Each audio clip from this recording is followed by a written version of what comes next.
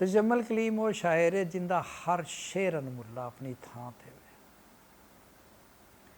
इहदे च तो उन्हें मौत नूं हर शेर च इंज परो छड्डिया कि जिवें सामने बह के वो कोई आपदी मौत का नज़ारा करता पिया। दिन ते गिन मैं मर जाना ही, तेरे बिन मैं मर जाना ही। ये ऐसा मतला है जेड़ा सुनेगा वो समझेगा शायद मेरे वास्ते वे। तेरे बिन मैं मर जाना ही, जिस दिन मैथों कंड करनी है उस दिन मैं मर जाना ही।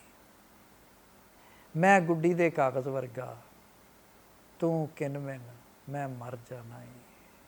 मेरे कद नूं तोल रहा है, तोल ना मिन मैं मर जाना है। इत्थे जाके तजम्मल ने यह आपदा रिकॉर्ड गड्ढिया है।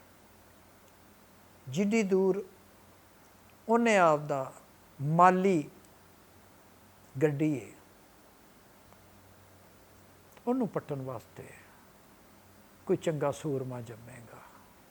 ये धरती कदों जमदी है? पंजाब की धरती ने वो सूरमा कदों जमना है जिन्हें जाके यह दावा करना है या लोगों के बारे गल करनी है कि तजम्मल कलीम तो बाद पंजाबी शायरी गज़ल दे विच यह शायर आया है। उस वेले नूं वेला भी उड़ीकदा, आपां भी उड़ीकी।